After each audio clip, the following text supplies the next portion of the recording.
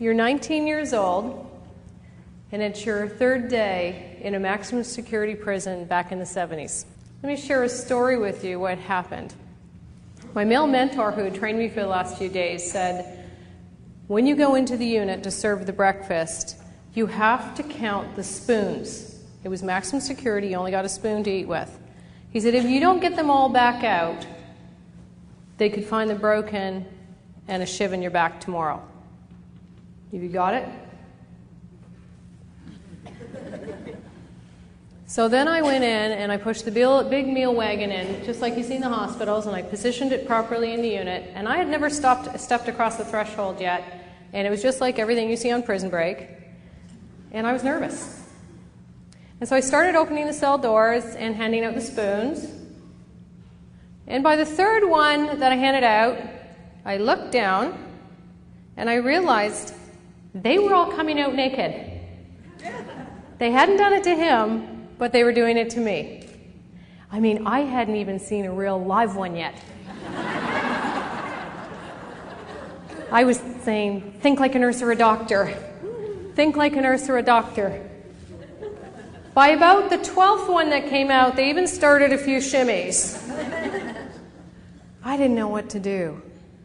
It was back in the 70s where they were just putting women in non-traditional male roles and vice versa. I thought it was my great grades. I was meeting a quota.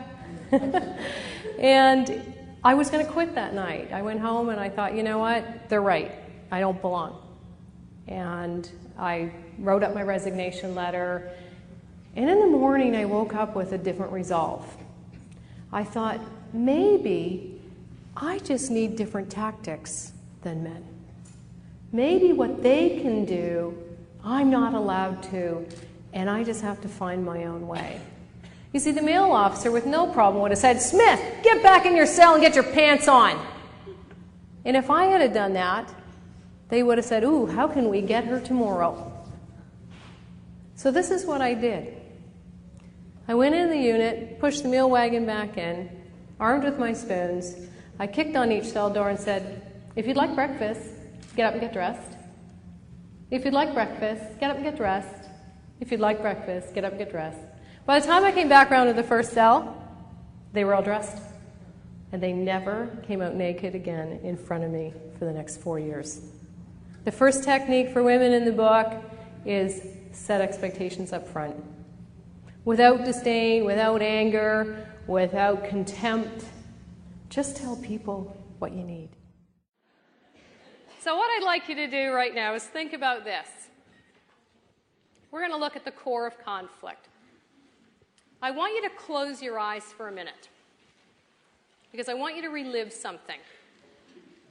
Close your eyes and think of your last conflict. It doesn't have to be your big one, just the last one where you felt tension or anger or frustration. Who was it with, and when was it? Relive that for a minute. What did you want, and what did they want? Or were you so angry you forgot to ask? When you relive that for a few minutes, you can open your eyes. Some of you have steam coming out of your ears. So let's debrief that. Most of you will be sitting there thinking, my mother yesterday,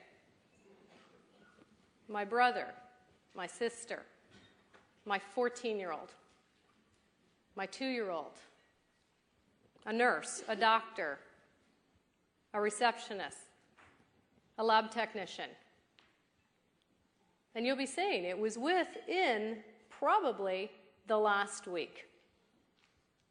Isn't that amazing? Why don't you think anybody says, I think it was about 3 years ago, my last conflict? Because conflict's going to happen today, tomorrow, next week. When is the only time you're ever going to get rid of conflict? Well, when you're sleeping, sometimes you're still going. But when you die. So we better learn some techniques to deal with it effectively because it's going to hit us today, tomorrow, next week, and so on and so on. So you're ready to learn the only thing that causes conflict? Get your pens ready. This is on page 2 or 3 in your notes there. Write down who was your conflict with and when was your last conflict. You'll see that the date was probably very recent.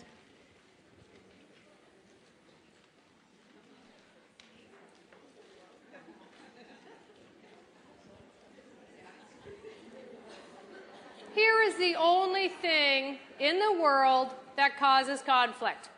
Okay, I'm going to use 3 words, but really basically the same thing. You ready? Watch the screens. The only thing that causes conflict is your goals, expectations, or objectives. You ready? Get your pens ready. This is so simple. I want you to understand this. You'll be able to do something about it forever. That's it. The only thing in the world that causes conflict is what you wanted, expected, or was trying to get to was different than the other person. And that's it. So write that down.